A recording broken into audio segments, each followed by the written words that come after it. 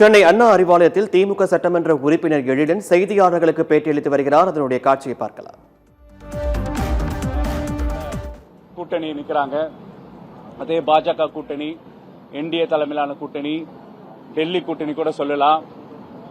அங்க பாஜக, அதிமுக, பாமக, பிறகு டிடிவி அவர்கள் இந்த கூட்டணி அமைச்சிருக்காங்க.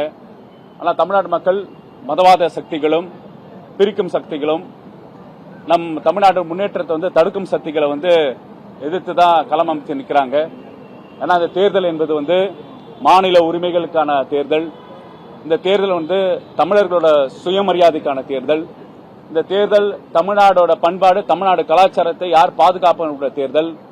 இந்த தேர்தல் தொடர்ச்சியாக ஒற்றையாட்சி முறையும் ஒன்றை அரசோட திணிப்பு, ஒன்று அவங்களோட மொழி திணிப்பு, பண்பாட்டு திணிப்பு, மதவாத கொள்கை உள்ள அடிப்படை உள்ள ஒரு கொள்கையை திணிக்கும் முயற்சி ஈடுபடுற ஒரு சக்திகளுக்கும் மக்கள் சமத்துவமாக சகோதரத்துவத்தோட சமூக பொருளாதாரத்தை உயர்ந்து நிற்கும் ஒரு ஆட்சி முறைக்காக திமுக தலைமையிலான மதசார்பற்ற முற்போக்கு கூட்டணியின் தலைமையிலுக்காக மக்கள் வாக்களிக்க காத்துக் கொண்டிருக்காங்க.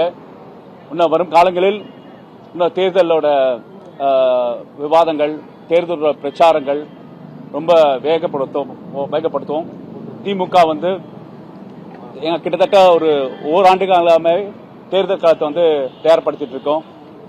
பல்வேறு திட்டங்கள் மூலம் பலப்படுத்தி கழகத்தின் உடன்பிறப்புகள் ஓரணியில் தமிழ்நாடு, வெல்வோம் தமிழ் பெண்கள், பிறகு நம்மளோட துணை முதல்வர் தலைமையில் இளைஞரணி மாநாடுகள், மகளிர் அணி மாநாடுகள், இப்போது திருச்சியில் நடந்த மாபெரும் மாநாடுகள். உங்களுக்கு தெரியும், எல்லா மாநிலத்திலும் எஸ்ஐஆர் எவ்வளவு பேர் குளறுபடிகள் நடந்து கொண்டிருக்கிறது. திராவிட முன்னேற்ற கழகம் என்ற அரசியல் கட்சி தேர்தல் கமிஷனுக்கு உதவியாக எஸ்ஐஆர் வேலை துரிதமாக முடிச்சு கொடுத்ததெல்லாம் நீங்க பார்த்திருப்பீங்க. அதனால we are always ready, people are ready.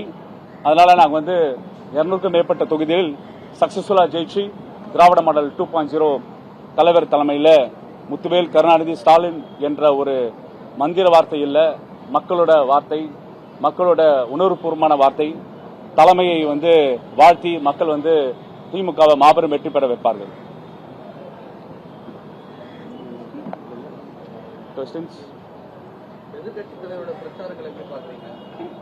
எதிர்கட்சி தலைவர் பிரச்சாரம் பண்றாரா? அவர் பிரச்சாரம் அழுத்தமாக இருக்கிறாரா? அவர் வித்தியாசமா பஸ் எல்லாம் ஏறி போய் பிரச்சாரம் பண்றாரு. தேர்தல் அறிக்கைகள் எல்லாம் முன்கூட்டியே ரிலீஸ் பண்றாரு. இதுதான் மக்கள் கிட்ட சொல்றாரு. ஆனா மக்கள் அதை அக்செப்ட் பண்ற மாதிரி இல்ல. ஏன்னா நீங்க பாத்தீங்கன்னா மக்கள் ஏற்கனவே 2011 இருந்து 2021 வரைக்கும் அதிமுக ஆட்சியோட அவலங்களை பார்த்துதான் அவங்கள அப்புறப்படுத்தினாங்க. அவங்க டபுள் என்ஜினா முன்னாடியே நின்னாங்க. 2027 தேர்தலில் டபுள் என்ஜினா நின்னாங்க. மக்கள் தமிழ்நாட்டை பொறுத்த வரைக்கும் எப்போதும் அந்த திராவிடன் என்ஜின் தான், திராவிட என்ஜின் தான். இந்த டபுள் என்ஜின், ட்ரிபிள் என்ஜின் கதையெல்லாம் இல்ல. முக்கியமா நீங்க பாத்தீங்கன்னா பல்வேறு முன்னுக்கு பிறனா உள்ள ஸ்டேட்மெண்ட்ஸ் தான் இருக்கு. உங்களுக்கு தெரியும், 2019 நாடாளுமன்ற தேர்தல் தொடங்கி கிட்டத்தட்ட ஒரு 10 தேர்தலுக்கு மேல எடப்பாடி அவர்கள் தோல்வியை தழுவிருக்காரு. ஏன்னா அவர் மக்கள் கிட்ட சொல்றது ஒன்னா, செய்யறது ஒன்னா இருக்கு. உங்களுக்கு 2019 நினைவு இருக்குன்னு நினைக்கிறேன். நம்மளோட புயல் வரத்துக்கு முன்னாடி, தேர்தலுக்கு வரதுக்கு முன்னாடி புயலினால் பாதிக்கப்பட்ட விஷயத்துக்காக ஒரு 110 விதியின் கீழ் எடப்பாடி அவர்கள் சட்டமன்றத்தில் புயலால் பாதிக்கப்பட்ட மக்களுக்காக அவர் 1000 ரூபாய் கொடுக்கறேன்னு சொன்னாரு. ஏழை விவசாயிகள், பாதிக்கப்பட்ட விவசாயிகள் ரேஷன் கடையில் வருமானத்துக்கு கீழ் உள்ள ரேஷன் கார்டு உள்ளவர்களுக்கெல்லாம் கொடுக்கறேன்னாரு. அதை பத்தி விண்ணப்பங்கள்லாம் கொடுத்தாங்க. ஆனா நாடாளுமன்ற தேர்தல் தோல்விக்கு அப்புறம் அவர் அதை பத்தி பேச்சே திறக்கல. கொரோனா காலகட்டத்தில் நம்ம கேட்டோம், 5000 ரூபாய் கேட்டோம். 1000 ரூபாய் கொடுக்க முடியாது, பொருளாதார சூழல் இல்ல அப்படின்னு சொல்லிட்டு 1000 ரூபாய் கொடுத்தாரு. அப்ப மக்கள் கிட்ட ஒரு வாக்குறுதியை கொடுத்து அப்புறம் அந்த வாக்குறுதியை நிறைவேற்றாம இருந்த ஆட்சி தான் அவங்களோட ஆட்சி. அதனாலதான் அவர் இப்ப கூட நாங்க 2021 வென்றதுக்கு அப்புறம் மகளிர் உரிமை தொகை எப்படி செயல்படுத்துவீங்க, நிதி நிலைமை எல்லாம் மோசமா இருக்கு, அதெல்லாம் பாசிபிளே இல்லைன்னு சொன்னவர் தான் எடப்பாடி அவர்கள். பல பேட்டிகள் உங்களுக்கு தெரியும். ஆனா உரிமை தொகையை தமிழ்நாட்டு முதல்வர் 1,31,31,00,000 மக்களுக்கு மாதம் முத்தமிழ் கலைஞர் மகளிர் உரிமை தொகை கொடுத்திருக்கோம்.